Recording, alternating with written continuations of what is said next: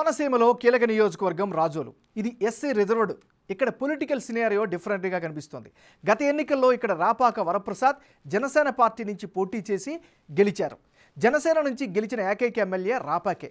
అయితే ఆ తర్వాతి కాలంలో నియోజకవర్గ అభివృద్ధి కోసమంటూ వైసీపీకి అనుబంధంగా మారిపోయారు. 2019 అసెంబ్లీ ఎన్నికల్లో ఇక్కడ జనసేన, వైసీపీ, టీడీపీ ఈ మూడు పార్టీలు పోటాపోటీగా తలపడ్డాయి. ఈ మూడు పార్టీలు యావరేజ్గా 30% ఓట్లను రాబట్టాయి. ప్రస్తుతం రాజోలు ఏపీ రాజకీయాల్లో సెంటర్ ఆఫ్ అట్రాక్షన్గా మారింది. ఎందుకంటే జనసేన అధినేత పవన్ కళ్యాణ్ తమ పార్టీ అభ్యర్థి ఇక్కడ పోటీ చేస్తారని ప్రకటించారు.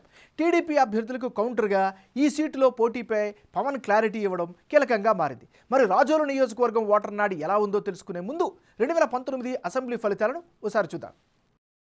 2019 ఎన్నికల్లో రాపాక వరప్రసాద్ వర్సెస్ బొంతు రాజేశ్వరరావు వీళ్ళిద్దరి మధ్య ప్రధానంగా పోటీ జరిగింది. ఆ ఎన్నికల్లో అంటే 2019 ఎన్నికల్లో రాజోలు సెగ్మెంట్లో వైసీపీ 32.91% ఓట్లు సాధిస్తే జనసేన నుంచి పోటీ చేసిన రాపాక వరప్రసాద్ 33% ఓట్లు రాబట్టుకుని గెలిచారు. ఇక తెలుగుదేశం పార్టీ 30% ఓట్లను సాధించింది.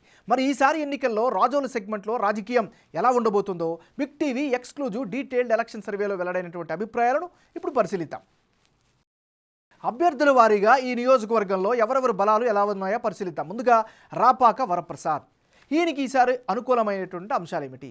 నియోజకవర్గంలో బలమైన నేతగా మంచి గుర్తింపు అయితే ఈయన పట్ల కనిపిస్తోంది. మరోవైపు జనాల్లో మంచి ఇమేజ్ను ఈయన సాధించుకోగలిగారు. ఇక గ్రౌండ్ లెవెల్లో ప్రచారం కూడా చాలా బలంగా చేస్తున్నారు. అన్ని వర్గాల వారిని కూడా కలుస్తున్నారు. ఇవన్నీ కూడా రాపాక వరప్రసాద్కి అనుకూల అంశాలు. మరి ఈయనకి మైనస్ అయ్యే అంశాలు ఏమిటి పరిశీలిస్తే సకినేటిపల్లి నర్సాపురం బ్రిడ్జ్ నిర్మాణం ఆలస్యమవుతూ ఉండడం ఆయా ప్రాంతాల్లో ఈయనకి బాగా నెగిటివ్గా కనిపిస్తోంది. మరోవైపు గ్యాస్ పైప్ లైన్లు తరచూ లీకేజ్ అవుతుండడం, దాని పట్ల సరైన స్పందన లేకపోవడం అదొక మైనస్ అయ్యే అవకాశం ఉంది. రాజోలు నియోజకవర్గంలో తాగునీటి సమస్య చాలా తీవ్రంగా కనిపిస్తోంది. ఇది కూడా మైనస్ అయ్యే అవకాశం ఉంది.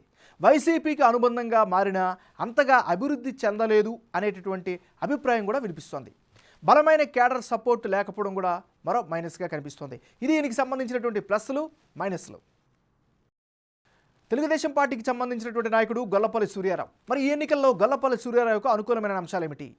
ఏపీ రాజకీయాల్లో సీనియర్ నేతగా ఈయన పట్ల అయితే చాలా మంచి గుర్తింపు కనిపిస్తోంది. నెక్స్ట్ గొల్లపల్లి హయాంలో జరిగినటువంటి అభివృద్ధిని ప్రజల్లో అయితే మాత్రం వినిపిస్తోంది, కనిపిస్తోంది. టిక్కెట్ ఎవరికి వచ్చినా సపోర్ట్ చేసే పరిస్థితులు అయితే అక్కడ స్థానికంగా కనిపిస్తున్నాయి. ఇవన్నీ ఈయనకి సంబంధించినటువంటి గ్రౌండ్ రియాలిటీ. జనసేన పార్టీకి చెందినటువంటి నాయకుడు బొంతు రాజేశ్వరరావు. మరి బొంతు రాజేశ్వరరావుకి ప్లస్లు ఏమిటి? గతంలో 2 సార్లు పోటీ చేసి ఓడిపోయారు అనే సానుభూతి ఈసారి కనిపించే అవకాశం ఉంది. మరోవైపు తెలుగుదేశం కనుక పొత్తులో ఈయనకి కనుక టికెట్ ఇస్తే తెలుగుదేశం పార్టీ సపోర్ట్తో గెలుపు చాలా సులభం అనేటటువంటి అభిప్రాయం కనిపిస్తోంది. మరోవైపు 2 పార్టీలకు సంబంధించినటువంటి బలమైన క్యాడర్ సపోర్ట్ కూడా ఈయనకి దక్కే అవకాశాలు కనిపిస్తున్నాయి. ఇది ఈయనకి సంబంధించినటువంటి గ్రౌండ్ రియాలిటీ. ఇక జనసేన పార్టీకి చెందినటువంటి మరో నాయకుడు దేవ వరప్రసాద్. మరి దేవ వరప్రసాద్కి అనుకూలమైన అంశాలు ఏమిటి? స్ట్రాంగ్ పార్టీ క్యాడర్ అండదండలు అయితే ఈయన పట్ల కనిపిస్తున్నాయి. మరోవైపు నియోజకవర్గంలో ఎప్పటికప్పుడు వచ్చిన అవకాశాన్ని అందిపుచ్చుకుంటున్నారు, పట్టు పెంచుకోగలుగుతున్నారు. ఇక రిటైర్డ్ ఐఏఎస్గా కూడా జనంలో మంచి గుర్తింపు అయితే ఈయన పట్ల కనిపిస్తోంది. అదే సమయంలో పార్టీ అధినేత పవన్ కళ్యాణ్ ఇమేజ్ కూడా ఈయనకి ఎంతో కొంత బాగా అడ్వాంటేజ్ అయ్యే అవకాశం ఉంది. ఇది ఈయనకి సంబంధించినటువంటి గ్రౌండ్ డీటెయిల్స్. ఇక రానున్న ఎన్నికల్లో రాజోలు నియోజకవర్గంలో ఎవరెవరు బరిలో ఉంటే ఫలితాలు ఏ విధంగా వచ్చే అవకాశం ఉందో ఇప్పుడు పరిశీలిద్దాం. ముందుగా రాపాక వరప్రసాద్ వర్సెస్ బొంతు రాజేశ్వరరావు.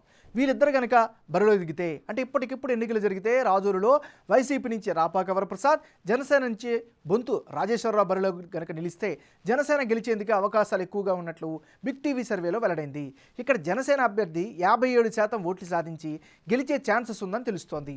అదే సమయంలో ప్రస్తుత సిట్టింగ్ ఎమ్మెల్యే రాపాక వరప్రసాద్ 38% ఓట్లు సాధిస్తారని తెలుస్తోంది. అలాగే ఇతరులకు 5% ఓట్లు వచ్చే ఛాన్స్ ఉన్నట్లుగా కూడా బిగ్ టీవీ సర్వేలో తేలింది. 2014-2019లో పోరాడి ఓడిన రాజేశ్వరరావు పట్ల జనంలో సానుభూతి ఓటు పెరుగుతుందని తేలింది. అయితే ఇక్కడ టిక్కెట్ రేసులో రాపాక రమేష్ బాబు, దేవ వరప్రసాద్ కూడా ఉన్నారు. కానీ ఎవరికి టిక్కెట్ దక్కినా సహకారం అందిస్తామని అంటున్నారు.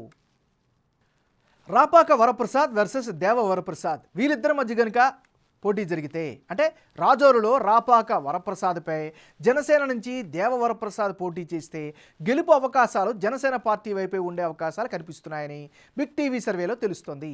ఇక్కడ జనసేన అభ్యర్థిగా దేవ వరప్రసాద్ పోటీ చేస్తే 54% ఓట్లు సాధించే ఛాన్సెస్ కనిపిస్తున్నాయి.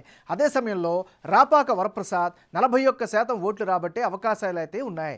అలాగే ఇతరులకు 5% ఓట్లు వచ్చే ఛాన్సెస్ ఉందని బిగ్ టీవీ సర్వేలో తెలుస్తోంది. రాజోలులో జనసేన పార్టీకి జనం మద్దతు చాలా బలంగా కనిపిస్తోంది. 2014 నుంచి స్ట్రాంగ్ క్యాడర్ పవన్ పార్టీకి ఏర్పడింది. అయితే 2019లో ఇదే పార్టీ నుంచి గెలిచిన రాపాక వైసీపీ వైపు వెళ్లడంతో కొంతమంది కార్యకర్తల్లో కాపు ఓటర్లలో తీవ్ర అసహనం వ్యక్తమైంది. దీంతో జనసేనకు గ్రౌండ్లో సపోర్టు తగ్గినట్లు కనిపించింది. అయితే మరోసారి క్యాడర్ రంగంలోకి దిగి పార్టీని పటిష్టం చేసే పనిలో ఉన్నారిప్పుడు.